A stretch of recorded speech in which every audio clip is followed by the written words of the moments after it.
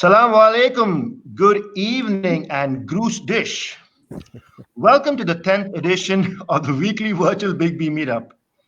Bigbmeetup, okay, hang on, guys. Hamad is making me laugh. The stand-up comedian, he's not letting me speak here. Okay. Bigbmeetup is a community initiative founded in 2018 in Qatar. It's dedicated to my mother, the late Aureliana Josephine, and inspired by the people of Qatar. It aims to educate, to inspire, and to inform, and bring communities together. Today's edition celebrates football, since we're all back in the game. We have the effervescent Hamad Al Amari. Amari. Sorry. Hello. Let's go again. The effervescent Hamad Al Amari. There we go. Thank you. The first German-born in Qatar, Matthias Krug, who I know for nearly 30 years. Hello, everyone. Who I know of for nearly 30 years. Yeah. And my good friend, the legendary Bayern Munich fan, Michael Bushman. Salam alaikum. Good welcome. Evening. Hello. Yeah. Walaikum assalam. Guys, welcome to the 10th edition. I'm so happy to have my fellow Liverpool fan here. I couldn't help myself. I was going to go neutral, but that's why I'm wearing the Al Nabi colors. And smartly enough, Matthias has done the same thing. You can't help it, Michael. He is born a Bayern fan. And Hamad, of course. So, guys, with all due respect, I'd like to start off with Michael Bushman. So, Michael, give our viewers and my guest a little bit about being a Bayern Munich fan. When did it all start? Yeah, once again, good evening, and thank you very much for the invitation, Bosco. It's a big honor to speak to you and your guests here and to the people of Qatar. Yes, it starts when I was young.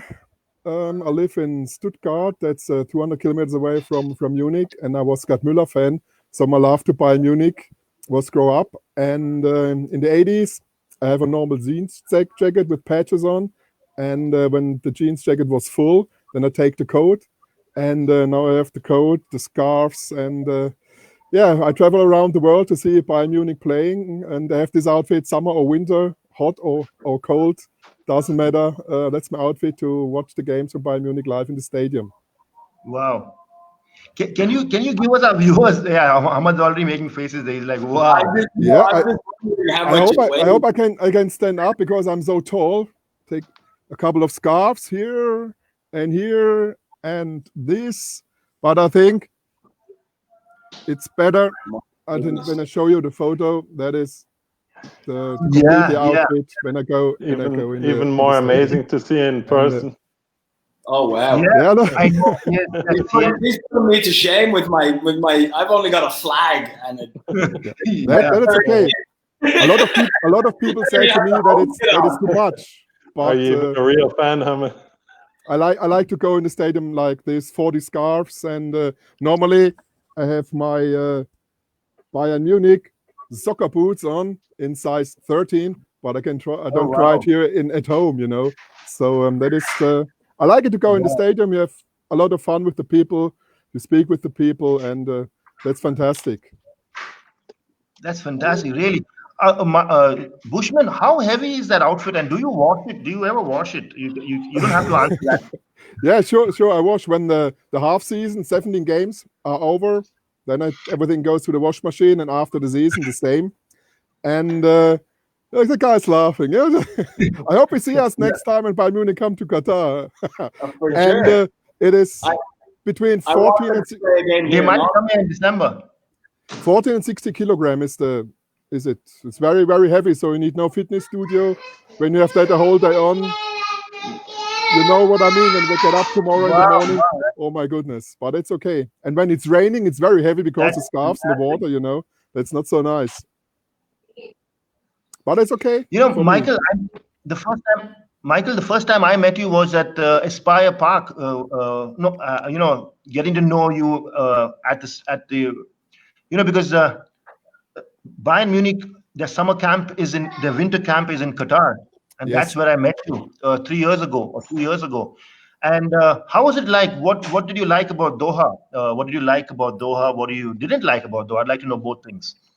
I was there. Yeah, I was there 2012. I won a competition for Superfan. This was my first time in Doha. And 15, 16, 18, I was there again. And it's always fantastic to be there. The people are very friendly. The conditions at the Spire Arena, when I see the 7 or 10 pitches that they have, what a green! That's absolutely fantastic. And the weather is good in the wintertime. In summer with this outfit, I think it's a little bit warm, but no problem. So it's good that the World Championship is in December. But for me, definitely indoors, everything perfect. People friendly, area, Aspire Arena, the hotel where the players are in. And I know a couple of people. I'm also a member from the Bayern Munich fan club in Doha. And also I know a couple of people. I thought my friend Maha is watching. He take me to the desert. And this was a great experience for me at night. Silence, you can track the stars. Right? Wow, yeah.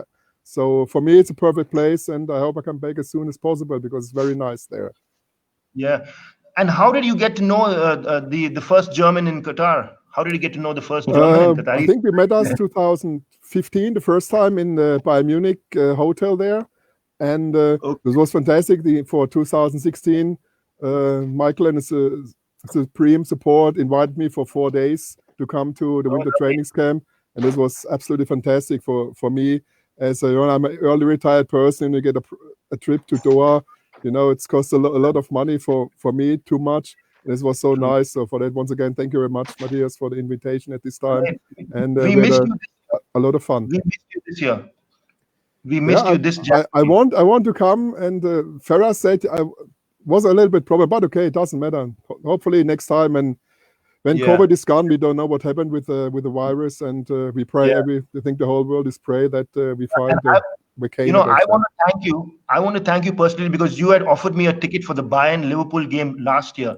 Yeah. Which we've of course won 3-0 or 3-love. We play not so well at home. So it's a good thing I didn't come. I didn't take that offer from you. Yeah, but you won the title, so we can say we lost against the winner. That's fine. Yeah. So I hope we can win the title this year. Looks good. You are out, so maybe that is the chance for us to win. The Champions League again. You think Coutinho is coming back to Liverpool? I don't think so. I think that Newcastle United wants him. I think one guy, the emir from Saudi Arabia, give 400 or 500 million for Newcastle United, and said Coutinho is one of the deals to come. We want to see. I like him play, but he was always hurt, at the moment in Munich. So he's a good one. What do you think, Hamad? I know I'm pushing about Coutinho. Yeah. I don't care where he goes. I didn't care when he left, and I was so happy when he left. When people were like, they were offering, I remember the conversation, they were offering 140 million. I was like, yes, go. You know what I mean? Just go. I love and then you won the Champions League, right? 40 million. And then we get to the final, and Salah gets murdered by Ramos. Doesn't get sent off. Yeah. But then anyway, we go off and win it the next year. And I was there in Madrid, and it was phenomenal. But yeah, couldn't care less. Is Coutinho joining the conversation? No, that's Joseph Coutinho. That's someone else. He's a Manchester United, by the way. Joseph Coutinho, Captain Joseph Coutinho. He's a Manchester United. You better watch out what you're saying, Hamad, right? You'll know him. Hey, he probably go to United. Let him go to United. They need all the help they can get. We're just chilling. You're getting a lot of help. Man United forever. It doesn't even say hello. Like that just kind of tells you what kind of, fan base it is. Yeah, true. Michael. Yes. Michael, coming back to you, Michael. Can you name me? I'm putting you on the spot here. Can you name me your Bayern 11, your favorite 11? Could be from the time of Gerd Müller or even what's his name? Your president. What's his name? Uli Hoeneß. That is Herbert Heiner now is the president. But it's really hard to make a team with 11 players because there's a couple of different decades. They play not the same, not so fast in the 70s, but at the goal, Neuer, Sepp Maier, the old one. They have a lot of good goalkeepers, but for me, maybe Gerd Müller also or Lewandowski. What do you prefer? So that is a really hard question to make a a team for 11. So in my area, for me, it's Bastian Schweinsteiger is one of my favorite heroes. I met him a couple of times. He's a really, really smart guy, nice person. He's a world star, but he's... Sorry, I'm just so sorry. I'm itching because Bastian Schweinsteiger, very nice, but he made the wrong decision of going to a particular club in the Premier League. But it's okay. Carry on. Yeah, but you have to know that he said that's the only team he want to go because I know photos, the show in the press. Bastian Schweinsteiger, when he was 7 or 8 years old, playing in the garden, he have a Man United shirt on. So this was the only reason that he go to Man United. So for me, I don't understand. Yeah, it never has anything to do with the money, does it? Yeah, he stayed by Bayern Munich. He had 11 or 12 titles, German titles. So yeah, and then, Gerd Müller, Franz Beckenbauer, Uli Hoeneß, by the way, Paul Breitner, Karl-Heinz Rummenigge, Arjen Robben, Franck Ribéry, Giovanni Elba. We have so many good players. Stefan Effenberg, Mario Basler, Mehmet Scholl. That's Klaus Augenthaler. It's more than 10 or 11. Too. Yeah. Yeah, I wanted your 11 actually, but you're giving me a quite a good number. I think you're giving me 22. That's fine. Good, yeah. That's really nice. I want to come back to you, Michael, because I have some memorabilia, but I would like you to show us some of your memorabilia. You have some of it. Huh? I just have one memorabilia from the Bayern Munich team. If I can show it, I mean, that's the only thing I have. That's because I was invited by because Qatar is one of their sponsors. Your shirt sleeve is sponsored by the Hamad International Airport, right? Correct. Yeah. The only thing about my hobby is to make photos when I get the chance to make a photo with the players or with the coaches, and then I ask them for autograph. So for Bushman, and then the autograph from the players. I can show you a couple of what I have here. Okay, so, perfect. We start with is it Jupankis? For me, one of the best coaches. Then the old coach, it's Udo Lattek. Then we have Ottmar Hitzfeld, also a good one. Then I don't you know him. Then Pep Guardiola. Then one I love him, Mr. Wembley, Arjen Robben. He's my favorite. And then that's very cool. That's Bastian Schweinsteiger when he is old. Okay. And then it's Bastian Schweinsteiger when he was young. Is he different? Wow. That's good. You were younger as well, Michael. Philip Lahm, Ribéry. Then we have here Thomas Müller, turn the page, Lewandowski, Thiago, couple of Alaba, so Manuel Neuer, Joshua Kimmich, Oliver Kahn. It's a great collection. You're going to go on for an hour. The young Salihamidzic. I'm just rolling the ball. You're rolling the ball. Yeah, I have only 10 left, I think. Giovanni Elba, Mehmet Scholl, Mario Basler, Lothar Matthäus. Okay, that's the guy. That's the evil guy. Yep. Karl-Heinz Rummenigge. Yeah. Those are Paul Breitner. How about the Kaiser? How about the Kaiser? Yeah, because he plays like, he was walking like this and dancing and very relaxed player. So now we spoke of Uli Hoeneß. Then the bomber of the nation, Gerd Müller on this side, Yeah, the greatest and, one. Then I have one of, I think, favorites from you, both Liverpool's guys. Alonso. Yeah. Very nice. Then also Champions League winner Didi Hamann. Yes. Nice. And one of your legends in the defense, Sami Hyypiä. Yes. Okay. And your coach, when he was in Mainz, the coach from Mainz, Jürgen Klopp. Thank you so much, And then Mike.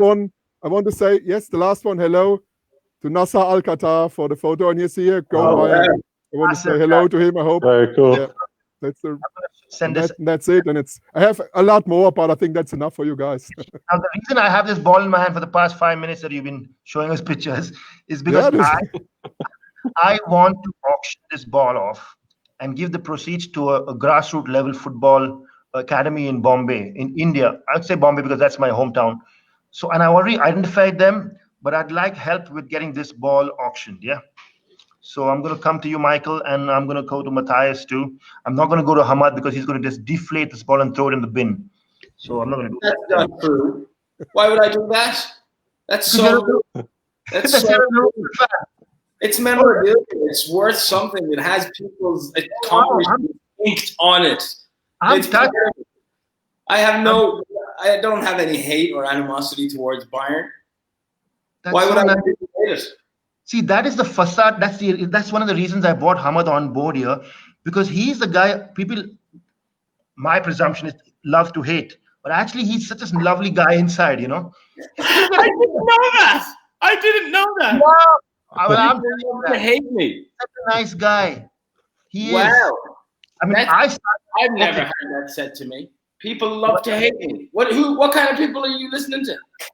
This is weird. I was all energized. Now I'm like, I'm deflated now because of that comment. We started on a wrong note.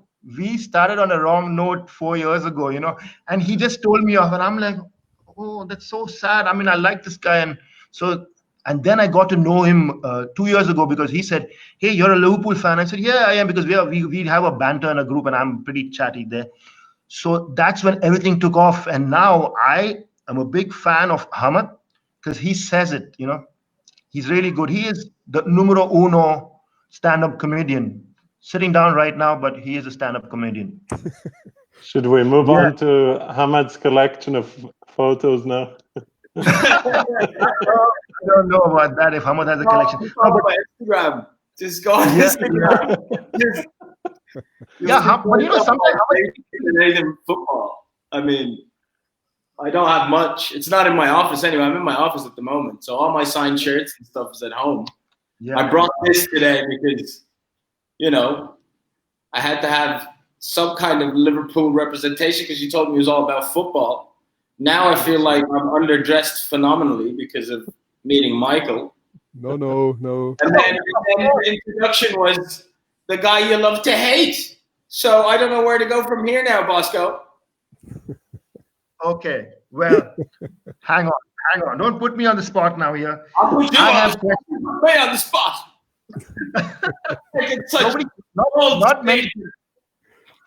Not many people can do that. No, but Hamad, I'm a big fan of yours. Okay, whether you know it or not, you are difficult sometimes, but that's how you are. That's what Hamad is all about. You know. Yeah, you say it. You say it. Why don't you say it now? There's no hidden agenda with you. You're a straight off guy. That's one of the best parts of a stand-up comedian that you are. You're straight off. You know, dilly-dallying, this and that. So Hamad, how did you evolve into becoming a Liverpool fan? Let's go there now. When did you become? Don't tell me the same thing like Michael told me. No, I was in Ireland. I moved to Ireland. The first football team I knew was Barcelona because 96, 97 when we were in America, I guess they were brilliant. And my dad, I guess, was watching TV and liked Barcelona. So that was the first football team I knew of. And then I moved to Ireland and everyone supported Man United and I just there was nothing there. And yeah, for some reason it was just, I watched a clip, like a highlight thing, and it was Liverpool, and I was like, who are these people? And then I started supporting them. That was in 91, like just before the World Cup, 2002 World Cup, just after the France World Cup.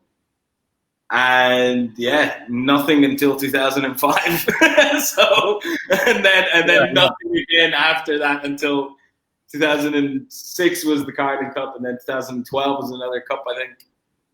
Yeah. But yeah, it's been this, growing up, it was a group that you were just part of, and you felt like it was a family. There was no, like, you were a Liverpool fan.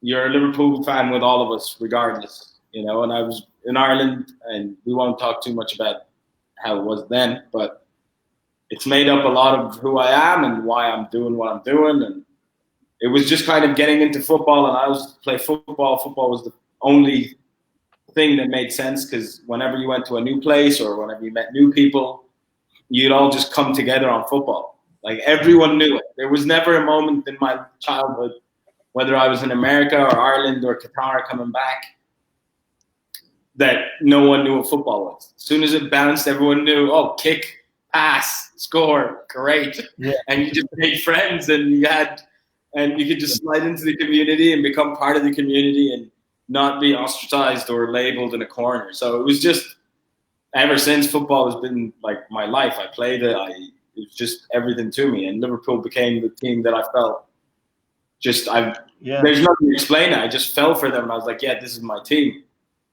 And then Which glory. position did you play, Hamad?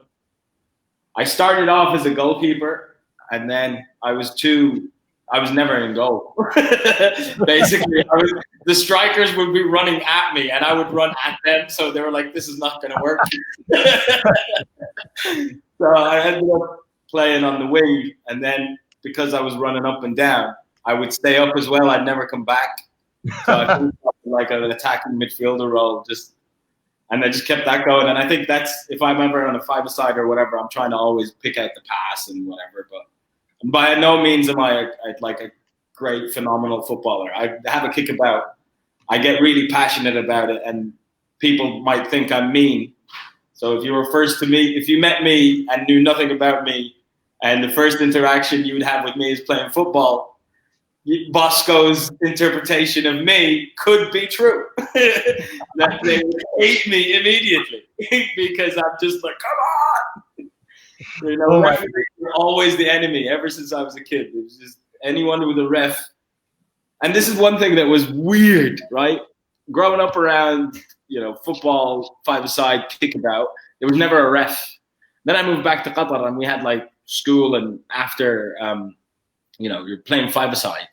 So we got a group together, and we go to the pitch, and we get there, and there's a ref. And I'm like, why is there a ref? Which one of, why would you even volunteer your time to be a referee in a five-a-side game? You know what I mean? This is just where we come to have a kickabout, break each other's legs, and then shake hands after, But I'm playing, and they're like, free kick. I'm like, free kick? What? It's five-a-side, You're supposed to tear a ligament. Otherwise, how are you supposed to go home and show off that you can play football? You know what I mean? You have to come back home limping, otherwise you never played. True. Hamad, so you played street football, that means? You have played street football in Doha and in Ireland? No, we played school, school, and then just kickabouts and communities or whatever. So, well, the reason I'm saying that is because I'm planning to have a street football tournament next year, and I'd like you to captain one of the teams. Sure, man, I'm up for it. Why not? I'm down for sure. As long as they all wear Liverpool shirts, I'm down. Yeah, absolutely. We have Liverpool shirts. There you go. Oh, lovely, number 13. Yeah. Why is that my favorite number? And and it's on all my shirts. And okay, that's one of my numbers too, because my house number is number 13 in Qatar, where I live. So it's brought me some luck, and it's brought me some luck and no luck too. Anyways, Hamad, yeah, we need to all try to play a match. By the way, we need to try to get a five-a-side match in. Let's do that. Yeah, we'll fly in Michael Zeman too. Hamad, I want to know something more about you. You have also evolved into something called legacy. I like to use, why I'm saying evolved? I like to use evolved as an evolution and then legacy. So that's another thing I love about you. You have an academy. You have an academy, right? Called Legacy. See, Michael, you don't understand that terrible joke. No, I know. I don't understand that. Yeah. We don't want to. When I came back to Qatar, I wanted to be involved in more sports for that community feeling that I had. I wanted to see a representation of it in Qatar, and I couldn't find it for people under the ages of 12 or 13. There was no there's community centers and things like that, but I basically just wanted to have that be available as an option to anyone here. So we set up Legacy Sports and Events. And it's been operating since 2013, I'd like to say, or late 2012, early 2013. And it keeps developing. We wanted to overtake or undertake certain venues and just run academies for kids in multiple sports disciplines. It's more of a health thing for me. It was for me, sport is a big part of becoming who you are as an individual, whether team sports or individual sports, and you need to have that in any individual as they develop. And I just thought that, yeah, there's an opportunity, but there's also something to give back kind of thing. So there's swimming, dance, martial arts, football, whatever it is. It's multiple sports disciplines from a young age. And yeah, it's a business. So, and it's more, and I'm more of a business person than a fan of sports and things like that. I enjoy arts and things like that, but I'm hyper focused on leaving my stuff and, you know, living my we need value in any way I can, basically. We need to have a chat on that. I need to sit down with you one day because I have some ideas on some. Bosco, how hard was it for you to say, Hamad, I'm doing a show, or I'm doing a chat? Can you join? How hard was it? Very hard. Took you 2 WhatsApp messages. He's like, hey, bro, I'm doing this. I'm like, I'm down. Yeah, so you know me. If you get down, you want to go there? You didn't send me your picture. I had to find your picture and put it up there. I'm like, oh, God, I got to do all these things. Why is that? Why didn't I send you a picture? What did I say to you? It's because you're famous, huh? No, I said to him, you've taken years of my photo and I've never seen them.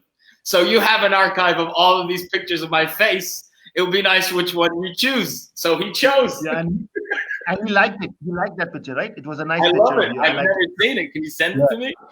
Please, can I have a copy of my face?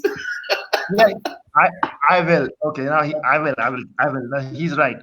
He's right. Hamad is right. So Hamad, you know, the reason I spoke about legacy is because another thing on my mind is I want to have a tournament, a football tournament where I involve all academies in Qatar. I have a friend who is a sports photographer in a newspaper, and he's lost his job. But he teaches football every Saturday morning in Barwa complex, every Saturday morning for free. So he started an academy. He's done a QFA referees coaching and coaching badges he's got on, and he's going to have some tournaments. So I want to involve the professional people like you guys and the people who are just doing it for fun. Again, bringing communities together is my prime motive, and I have a tournament there. What do you think? I'm ready. Are you in? And I will get Matthias Krug also. I need to go to Matthias. He's getting bored. No, I actually need to run and get my charger, my batteries back.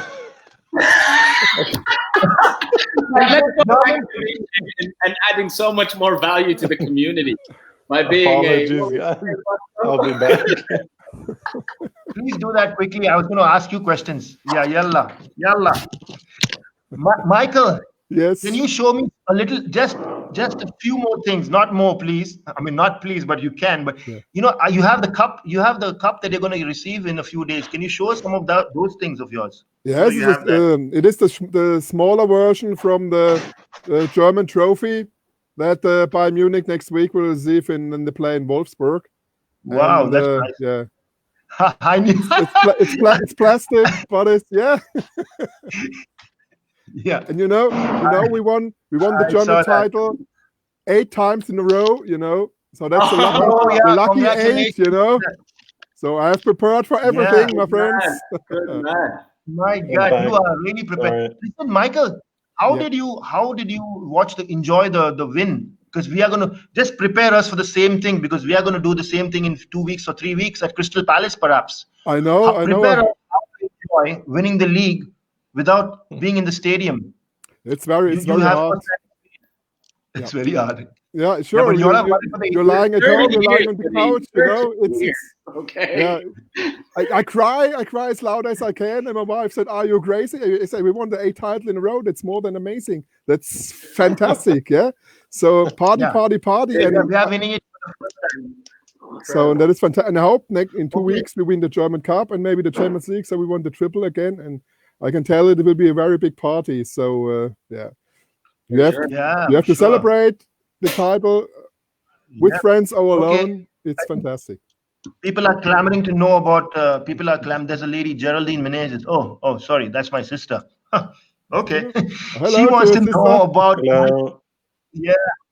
Yeah, she's the one who gave you my jersey when she met you at the hotel 2 years ago. Matthias.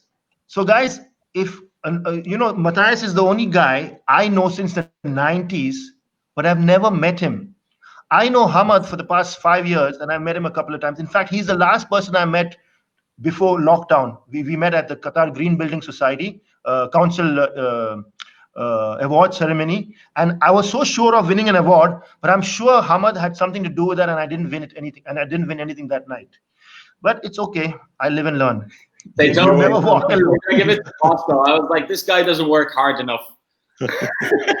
Oh my God! Yeah. So no, you do Matthias, really hard, and you're involved in so many. And so thank you for inviting me, and I do appreciate everything that you're doing with your meetups and your community involvement. Bosco, you're doing amazing things. So absolutely, man. Thank you so much, buddy. Coming from you, I'm going to really say thanks a lot, because you don't dish out applause for many people too often. So if you're doing that, I'm going to take it. Yeah, okay. See, now I know what you mean. I'm not easily impressed. I think that's what my problem is. No, you broke off. I can't hear you. I couldn't hear you. That's good. That's good. Repeat yourself. So, Matthias, ich bin komme aus Qatar. Yeah, I call him Matthias Al Krug. So Matthias Al Krug.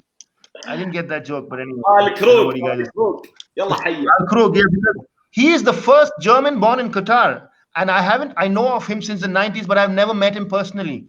So I've taken this opportunity because Michael Zeman introduced me to Matthias and said, yeah, I would like the Krugs online. And because of that, I'm going to do another special with Michael Krug, the first German born in Qatar, with a guy called... our names again, Bosco. Michael is keep doing this. Matthias is in Doha. He was born here as a German. I can understand the confusion. Michael and Matthias, it is confusing. But let's try and get the name. It starts with an M, you know. That's very different, yeah. Thank you for that, yeah. So, Matthias, you have done so many things also in this past years in Qatar. But what I like, I'm just deviating a bit from football. Matthias Krug, I know from the 90s, was the Michael Steek or the Boris Becker. I think you're more Michael Steek because you're tall like him. I'm a boom Becker fan. My idol was always Boris Becker, so he was always my hero. Were you as good as him at the net? No, I was always more of a baseliner actually, but I ball boyed for him a few times at the Qatar Open, so that was I met a him highlight. Yeah. Nice. Yeah, so give us a bit about. Not many people know that you're a. First and foremost, not many people I know of you being a Doha-born German, first German. Also, your accolades with tennis. You played with Nasser Al-Khelaifi, Mohammad Saudun Al-Kuwari, who incidentally was the first speaker at my first ever Bigbmeetup in April 2018. And I'm trying to see if Nasser Al-Khelaifi will come on board maybe next year. But let's see. Well, good luck with it. Anyways, for Wasta Matthias, basically. That's what he's doing. You have some Wasta Matthias Al Krug. Yeah. Michael Zeman, do you know what Wasta is? Wasta? Yeah, I think it's an international word now. I don't know. Wasta is in the dictionary. Somebody who knows somebody who gets you things done. Okay. Sorry, there's an animal that grabs me all the time. Sorry. Okay, now I'm ready. No, that's okay. That's okay. Listen, Matthias, so what is your journey? Can you give us your journey? Tell us about your journey. I want to know. I want to read about it.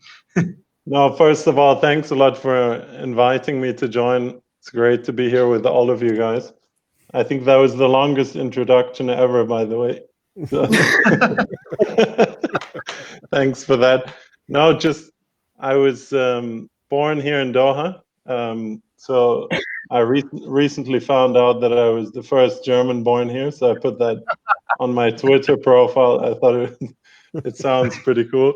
And yes, we grew up, as you mentioned, in a sports crazy family. My dad was a shot putter for Germany. He actually jumped over the Berlin Wall and jumped over from east to west and escaped communism in East Germany. And then in 1982, he came here to Qatar as an athletics coach. And the whole story is all contained here in the book, Journeys on a Football Carpet.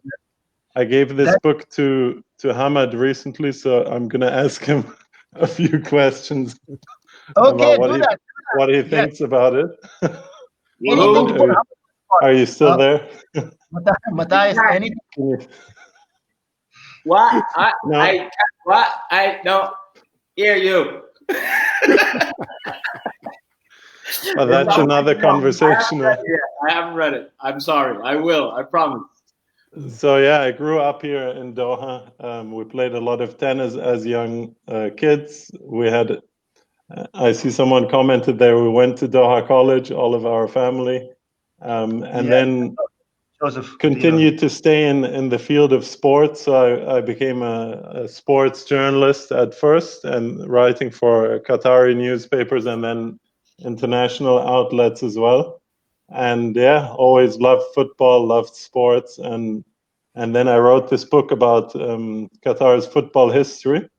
It's the first time that it's been written, so I thought it was really interesting and important to share the story of Qatar's football history, because no one's done it before, and a lot of people, after Qatar won the right to host the World Cup, a lot of people criticized the country and said there's no football or sports history, and so I really wanted to show that this is a journey that's gone back decades, really, in terms of investing in sports, placing a big focus on football and sports development, and that's kind of the story that it tells. True, Matthias. About the football history. There's a lovely story I have where they had in the 70s and early 80s they had a league in Qatar for the expats of Qatar. So my community from India, I'm from Goa, right? Bombay born but Goan origin. They used to put up a team and play football in the local league with the Brits, Egyptians, and the Brazilians. The Brazilians were the coaches of the local football teams in those days, in the 70s and 80s.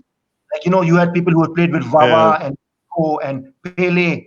So the Brazilians used to win the league hands down, and the Indian team, which was our Goan team, used to fight with the Brits to get second place, and we used to get it most of the time. So this is in the 70s and the 80s. And this is not the professional football, but the expat league. So my dad used to tell me about those stories, how they used to see a Ravelino, because after the game, the Portuguese that we are in Goa and the Brazilians, we have a common language, right? Some of them. So they used to talk about football. Just imagine you're playing with somebody, just local football, like in a club, and then suddenly he says, "Oh, I played with Wawa and I played with Ravelino and Zico." I'm like, "Oh, okay, wow, that was amazing."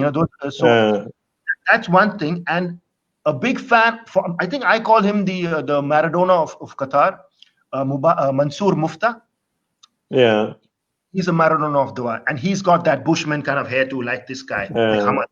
And so I had in 2018, I had a sports photography exhibition at City Center Rotana, and I had Mansour Mufta, Mubarak Mustafa, Adil Khamis come in and see my exhibition. And the icing on the cake. It's a great lineup. Yeah. I'm Dream team.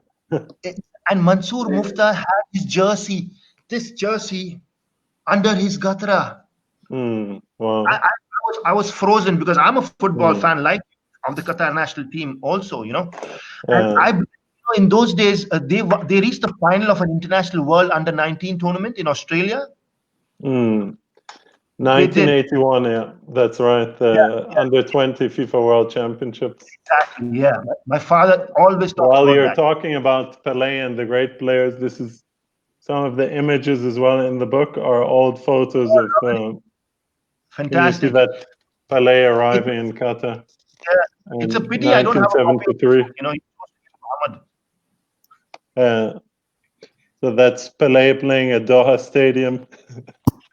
Do you know why I have a copy of the book, Bosco? I'm just gonna, because if you keep going at me, I'm gonna have to respond, right? You know why I have a copy of the book? Because I went to the launch. Where were you, Bosco? Where were you? No, but the other thing about it is it's not really like a dry football history book, let's say. It's told like actually through the stories of the people who shaped the football history.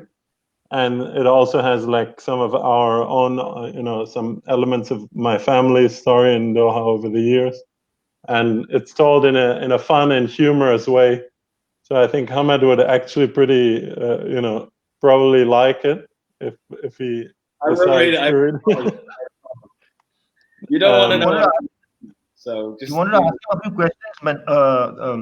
You had some questions for him. Okay, here's my classmate from school. He's a big football player and a fan. He's remembering Khalid Salman and Mansoor Mufta. Yeah, Saeed Ishaq. I'm a Doha boy like you guys, right? But I studied in Ideal Indian School. We were the first batch of the school, and we used to play football at what's that stadium? Not Garafa, the one in Ras Abu Abud, Falcon Club. Yeah.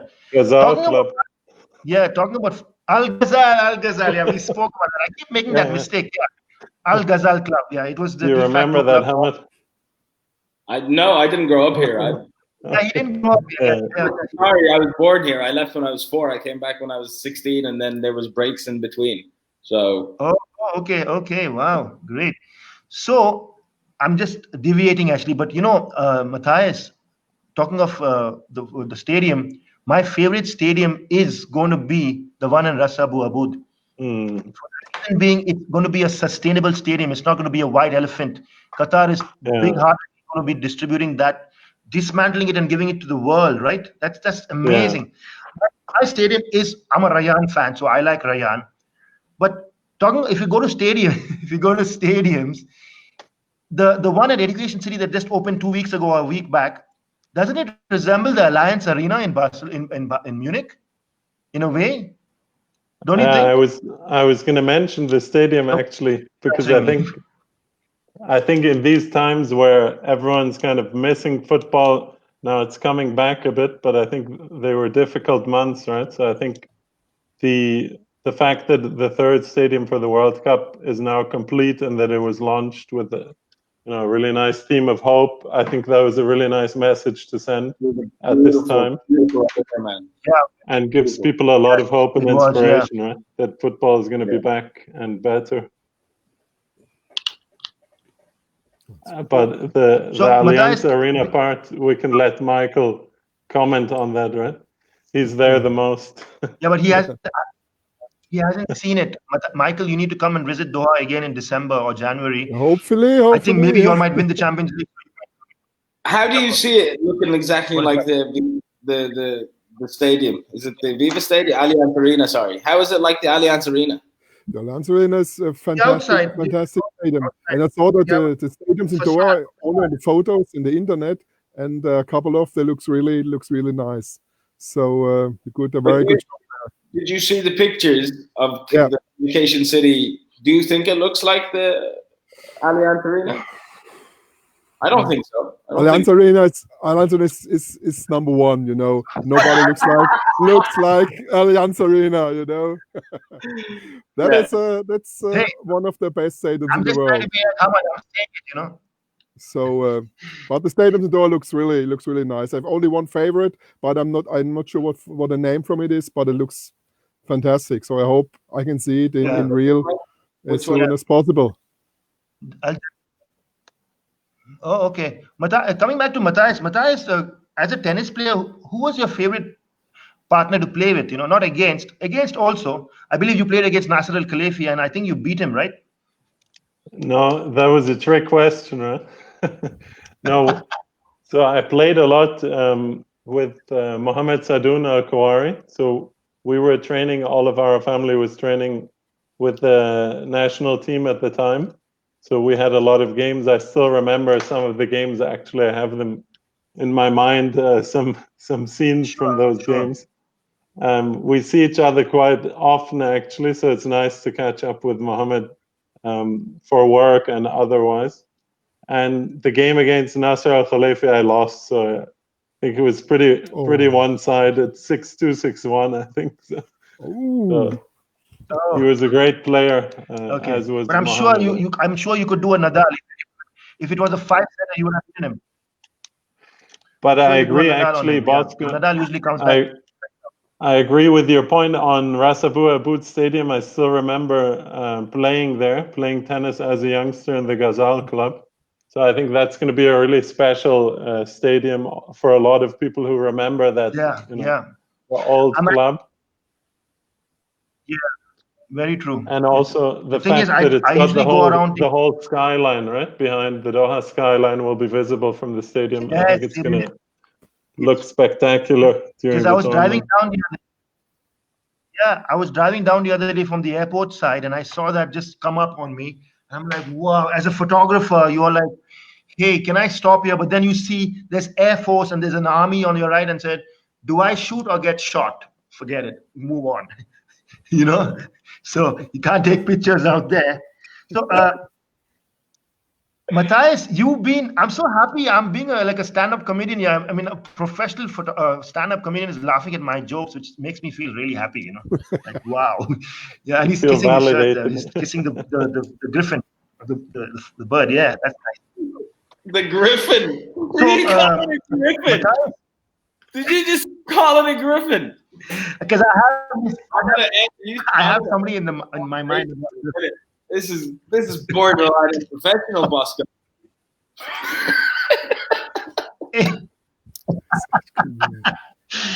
Okay, hang on. Listen, Matthias, it's my dream to go to see a World Cup. I mean, it was my father's dream too. Now I'm going to bring him to Doha next year, or the year after next, to see the World Cup, because he's a sportsman himself in his own right. So I want to know, you've been to 3 World Cups, you lucky guy. What is your best World Cup? Apart from Germany winning the World Cup every time, what is your story? Give us some insights on the World Cup, which was your the best World Cup for you. No, as you said, I've been really lucky to see 3 World Cups in person. Obviously, for a football fan, it's the best thing, right? To be at a World Cup. It's the celebration of global football. And the first one that I saw was in Germany, 2006, which was fantastic. It was a celebration of football. People's perceptions of German people changed a lot, I think. People thought we were really serious. They didn't know that we could have a laugh as well. So I think this is something that's going to change perceptions as well here in Qatar of the whole Middle East. That was a really nice experience in Germany, 2006. I think the semi-final loss was difficult for all of us, including Michael. Absolutely against right. Italy. Special Italy. Yeah. Then 2014, obviously 2014 for any Germany fan, you can't top it, right? Winning the World Cup at the Maracana Stadium, having being lucky enough to be in the stadium and to see it was incredible. Something really special, and I've also mentioned it in the book. When Hamad decides to read it, he can catch up on that. and then what was it like? What was it like going in at halftime, being 5-0 against Brazil? That was something that was unbelievable. Really, the goals just kept going in, and then the people sitting with me at some stage were like, "Stop celebrating! You're going to get us all in trouble," Because this was more than awesome. Really, this was amazing. Yeah. So that was 1-7 in Brazil now. Bad word, When you don't say push, you say 1-7, and everybody knows. Okay, so yeah, that is wow. And then the last World Cup in Russia was really special. Obviously, Russia put on a fantastic World Cup. It was really well organized, but also just because of the significance of being the World Cup before Qatar gets to be the next World Cup host, which is something that's really special for all of us who are living here, who've grown up here. I think that's something fantastic. And then I also got the chance to be there with Generation Amazing, which is the human and social legacy program of the World Cup. And to take, we were able to take youth and also some workers from the program to experience their first World Cup. So that was something that was really special as well, So I think each one has had their own special flavor, let's say. And I think Qatar will obviously host the best World Cup of all time. Yeah. You know what I say? I say since January 2010, I say expect amazing, delivered. I want to trademark that statement. Expect amazing, delivered, because you have deliver legacy. Expect amazing was the start off. Because, my hockey team in 2010 May, we went and we were bid ambassadors. Nasser Al Qatar gave us jerseys. We wore the bid jerseys and played a field hockey tournament in Barcelona in a place called Teresa. Now, when I got back to Doha a couple of years ago, I met what's his name? What's his name? Xavi. Yeah, you shouldn't say that. I met Xavi at a launch of a football pair of shoes.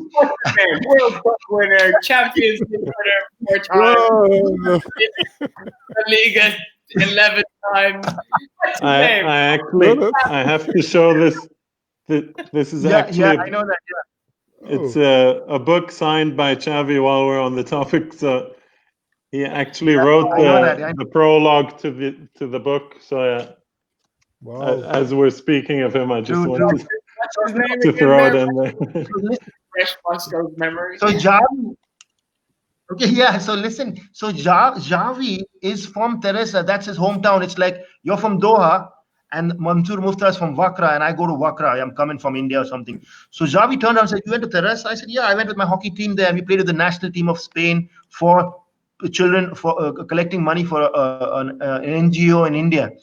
So when he came back, we met Nasser, Sheikh, His Excellency Sheikh Mohammed gave us a memorabilia of the bid, and I still have it with me. And my full team has that. It was so amazing, and I have stories to tell about that, which I will do with Matthias in the future and on another show very much, because that. In fact, I'm going to try and pull Nasser also, because he needs to. He knows about it. I just want to rejig his memory and say, hey, remember?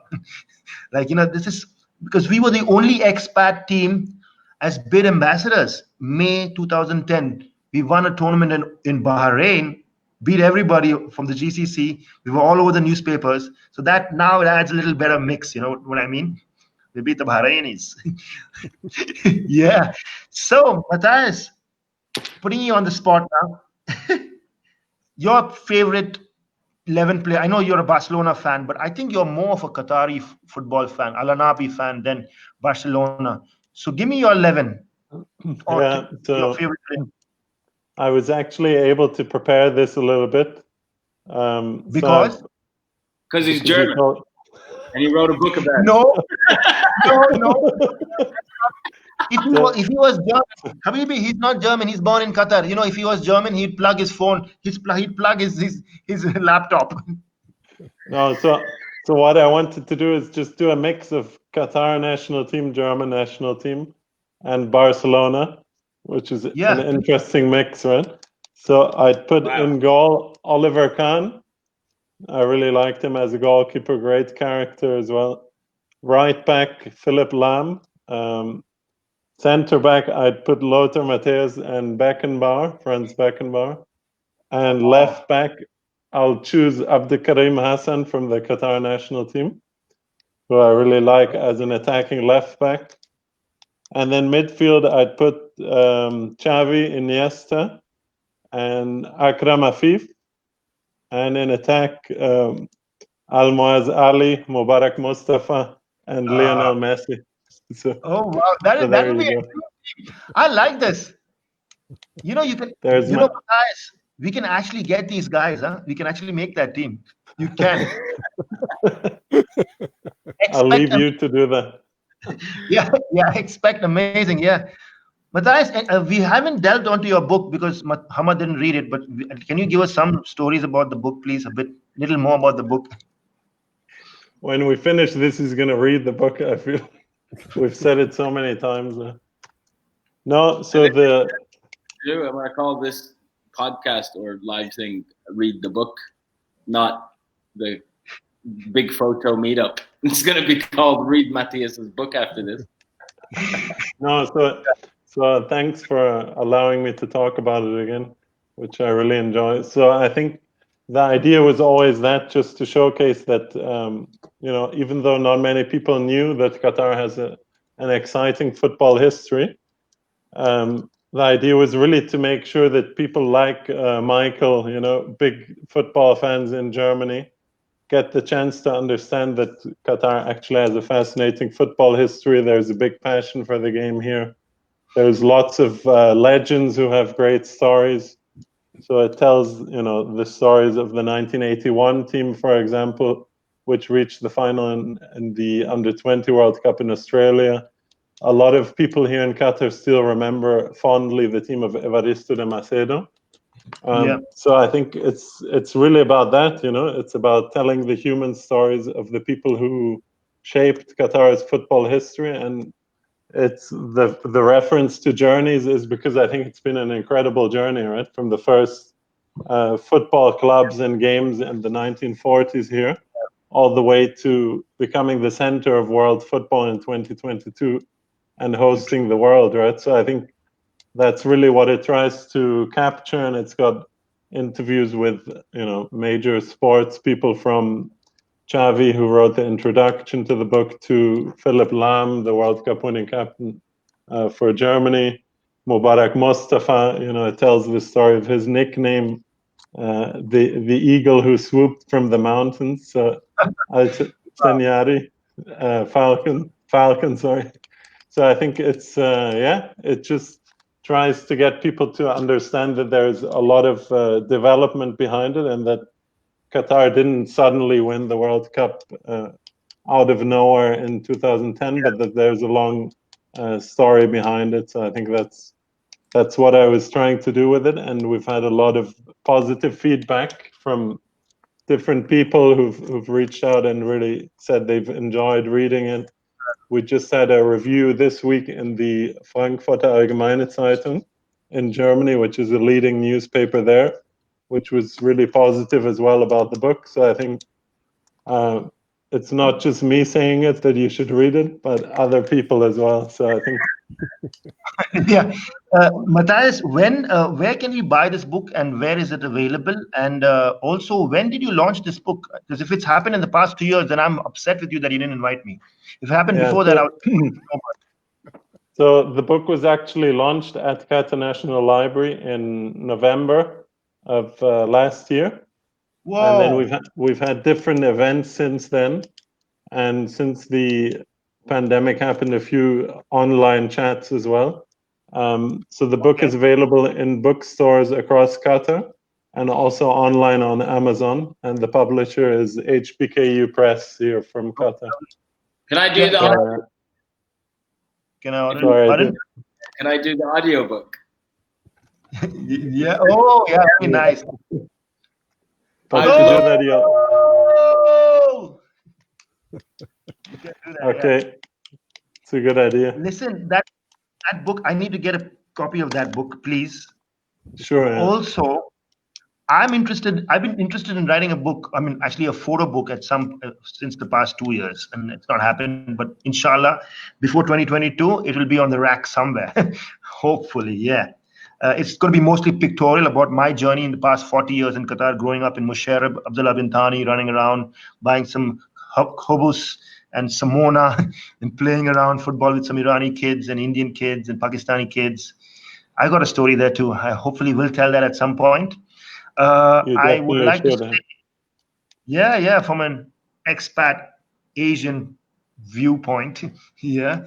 I encourage you to do that. I think this book was also like a starting point, right? That I hope encourages others to tell stories, because I think it's important that people tell the stories as well from their own perspective, right? Yeah. That it's not just people from outside writing about Qatar, what they think or have heard, but that we actually are able to tell our own stories, right? And shape our own narrative. Matthias, now I'll put you on the spot maybe a bit. How did you feel taking in those goals, versus Liverpool, last year? How was it? How did you feel? You're a Barcelona fan, right? How did you like that turn? That 4-0, man. I was sitting down in a shisha joint with all Barcelona fans and fans of Mo Salah. There were no Liverpool fans. There were Mo Salah fans and Barcelona fans, and I'm the only Liverpool fan there. And around me, I didn't know all Barcelona fans, young kids, So it was just insane, because the day before that, I was watching a Tottenham Hotspur game there, that same place, and there was nobody. I was like, ala tool, sitting down, enjoying my shisha and watching the game. And then the next day when Liverpool and Barcelona, wow, come on. We never thought, right? But then you never give up, right? We had that lovely jersey. Ajax Spurs game before it as well, because that was an entertaining game too. It was 3-2 last minute. Incredible. So I think it was a difficult game for like Barcelona fans. 2013, you won 7-0 against Barcelona. So this was not so nice for Matthias, I think. It's a long story on the teams that I support as well, but I think we'd already had the similar kind of loss against Roma a few years before, right? So I think I had like memories of that as well. But I think the last Champions League trophy for Barcelona was 5 years ago now, when Xavi in his last game lifted the trophy. So true. Longer was not. When was it? 2014. That's 2015 in Berlin. Yeah. Okay. With Luis Enrique. You know, for that you need luck. You know, you need luck. You need a good referee, and no hurt players. You know. Yeah, look, we play Madrid. You know, the game in Madrid, 2 offside goals from Ronaldo, and then I see a picture from the referee, the Hungary guy, at 2:30 at night. He go to a special restaurant where only Real Madrid players go. So you know, that is Real Madrid. You know, that's 1 and 1 together. You know. I feel that from you as a Bayern fan saying that it happened twice. It didn't happen once. It happened 2 years in a row, didn't it? Yeah. Where you got all these calls against you. Like it was just not meant to be for you for those 2 years, and it was both in the semifinals. Yeah, that it's hard. Yeah, so there was two Bayern. There was 2 Bayern goals offside in the second leg, but it was like 4. You know, that it's soccer. You know, sometimes you have luck, sometimes not. You know. Yeah. Maybe this year again, right? Yeah, but you know, looking like a good year for Bayern. Only 1 game. That is hard. You know, 90 minutes, and you have no chance in the second game. So it's only 1 game. Can we talk about this? Because now it's like they've changed the complete format of the Champions League just for this one, and then it's still going to equal the same kind of, you know, level of accolade, right? I mean, these people, like we lost in the second leg, fine, but then they're going to play their second leg from round the 16, and then only have 1 leg, and it's just boom, boom, boom, boom. Like why are you still going to call it then? Just call it the special coronavirus Cup. But when you see Manchester City, when they come to everything, they have, I think, 19 games in 5 weeks or what? That is, they play. It's ridiculous. So that's absolutely. So but okay, guys, better football like that. We are running out of time here. I wanted to make one more point for football fans who like watching legends on live. So actually, with Generation Amazing, since the pandemic started, we've taken the program online as a live, you know, a lot of live sessions that are happening to inspire and connect people to keep healthy and active at home during this time. So we also have a lot of football stars on our live sessions on Instagram. What's that? At GA for Good. GA for Good. Number 4 good. You had Tim Cahill, right? The other day? Yeah, so we've had great stars on. We've had Samuel Eto'o, Tim Cahill, Xavi, Mohamed Sadoun as well. We've had, just last week, we had Ronald De Boer. Hang on. Look at this. Wow. Oh, wow.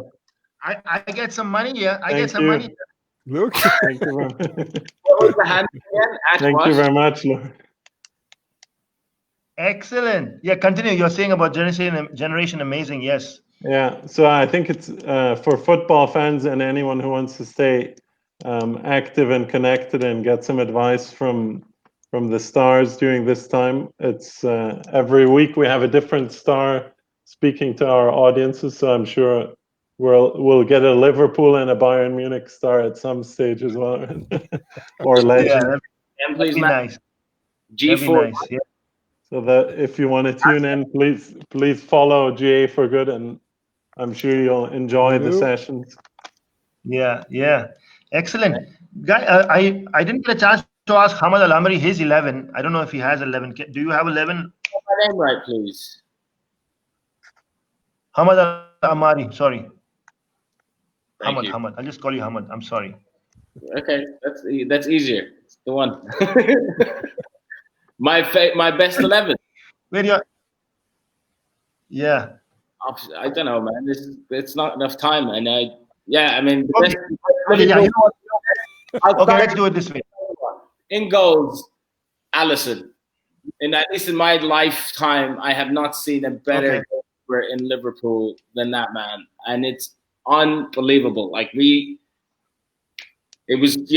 just brilliant. Yes, Dudek was there and all of that, but like, I'm sorry, man. This guy comes in and he's just a legend, right? Van Dijk as well, coming in from conceding 20 goals a season to none almost in one, like 4 goals conceded after in a season or something. It's ridiculous. So from the goalkeeper, I can firmly say that Alisson, I've never seen anyone like it's in that position for Liverpool in the time that I've been supporting them. Nothing beats Alisson in goals. Like, he's just unbelievable, and we always feel it like when he's not there. But he's just brilliant. I don't know what he's made of, but the man's like, he's just always there. It's weird. So yeah, I could give you 1 instead of 11. Okay, cool. That's nice. Because I was going to ask you if you're not going to just the goal. Not going to give me 11. Yeah, if he's not going to give me 11, I said. What about a that's striker? Fine. That's fine. At least give us a striker. Luis Suarez.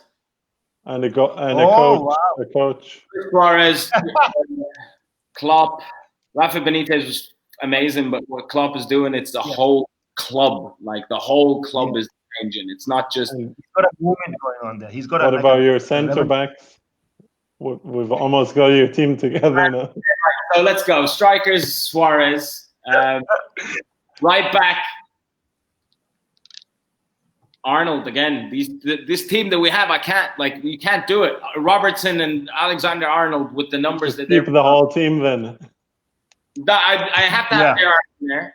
Gerrard goes in there, hands down. McManaman goes in there. Hamann goes in there.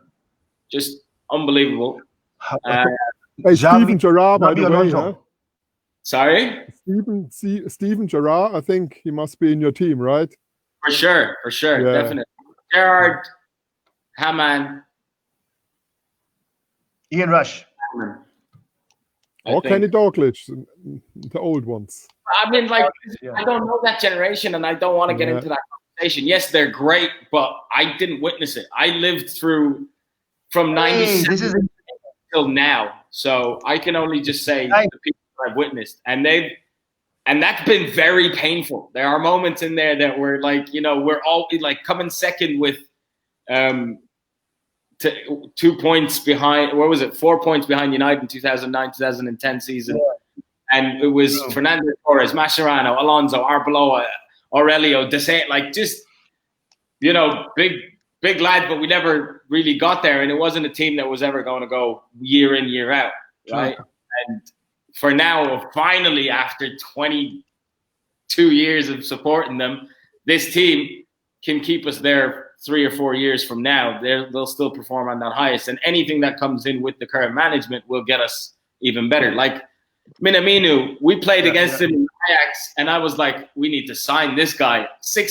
Less than 6 months later, he's there. He's like, oh my God, yay! So there's this kind of flow, and to this team, it's exciting. But yeah, Gerrard's definitely there. Louis is the best striker ever to, in my era to play for Liverpool. The guy could just score from anywhere. It was ridiculous. It's a great team. Hamad, just deviating here. I'm so proud and happy. The power of Bigbmeetup, the power of the internet or virtual Bigbmeetup. We have a generation amazing ambassador tuning in from India right now. His name is Shubham Patel. He's the guy I met in Goa in February. How are you? And Matthias. Hello. Good to see you again. Qatar, Yeah, Qatar 2022 took him to Russia, right? That's right. Yes. Yeah, he showed me pictures that he's been to Russia. So what are the chances, man? I met this guy on my holiday in February in Goa, and I'm documenting some street football and a regional football tournament, and he's there, and he gives me the full spiel. I have the full thing recorded, and I'm going to share it with you later on. So he's saying I'm a proud generation amazing ambassador. I'm like, wow, like this is so nice. So Qatar Great is reaching story. out to the world, and I'm so happy that it's out to my hometown of Goa and Bombay. And Shubham Patel, great to see you here, buddy. And we hope to see you in Qatar, inshallah, next year and the year after.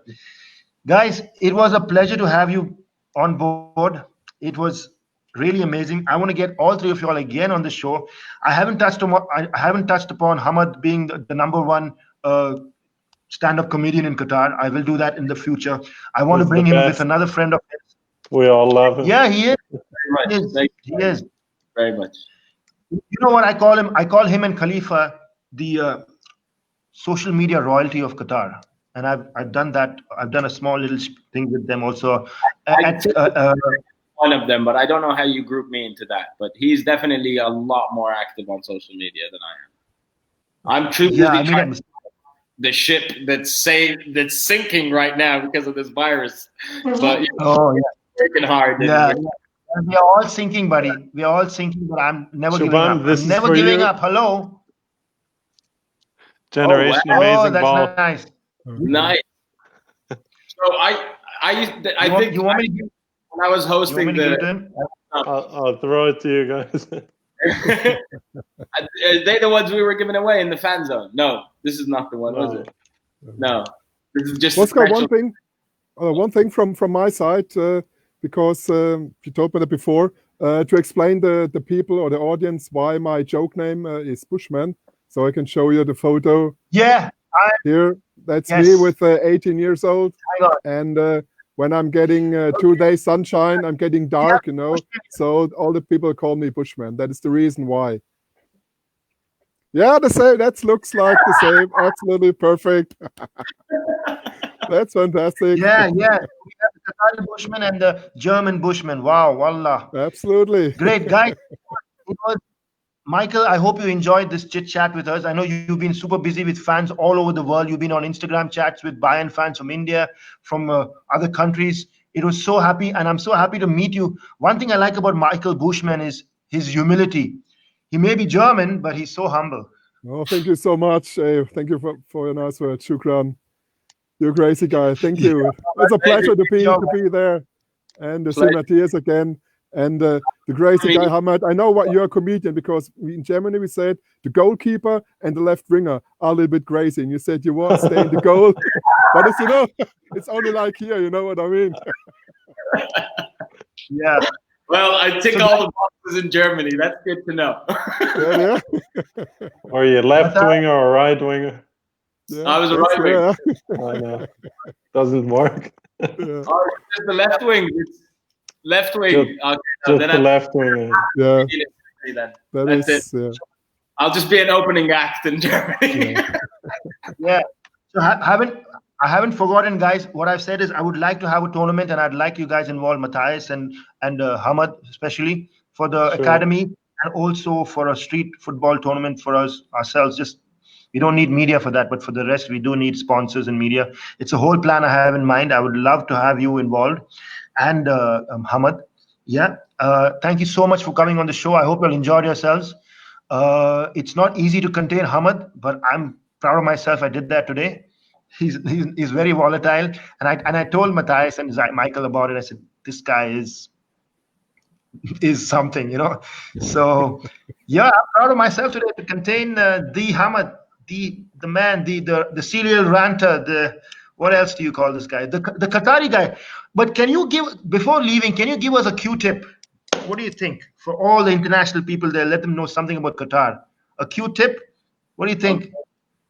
One of my favorite ones is about when you arrive in Qatar in the summer months. If you're a tourist or passing through in the summer months, first thing you have to get over is that there is a little tiny shower head in the toilet.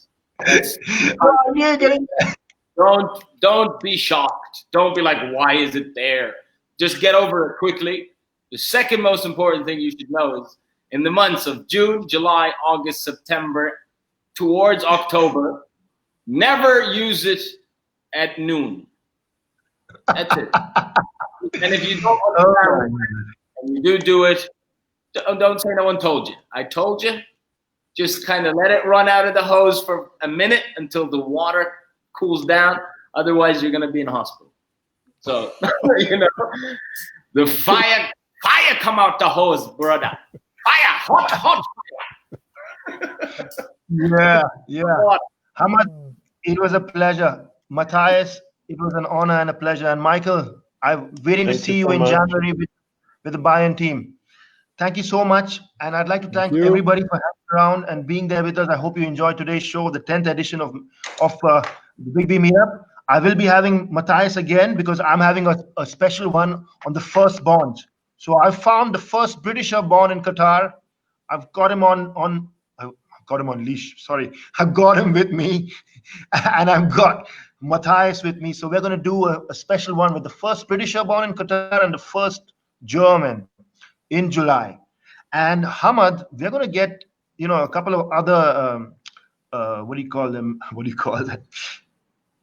I'm losing my mind now. What do I want to say? Yeah, stand-up comedians. Yeah, it's past my bedtime. That's why. So stand-up comedians along with Hamad, and we do a lovely show sometime in July. What do you think? Sure, man. I get scared to ask him because he might charge me. That's the only thing. That's why I said I want to talk about being a stand-up comedian. And Michael, I want to see you in person in Qatar. Okay, soon. Hopefully, will be nice. Yes. Thank you so much. Really appreciate to be in your show. Adios. Can you say bye-bye? Nice to meet you. Can you say bye in German, Matthias, and Hamad in Arabic to all our fans all over? Auf Wiedersehen. Auf Wiedersehen. Michael, Matthias, you speak Arabic, right? I'm learning more as I go along. Okay. He didn't ask you that. Why don't you know any Arabic? Okay. I'm switching off now. Okay. Thank you so much, guys. I've started reading Arabic, so thanks a lot.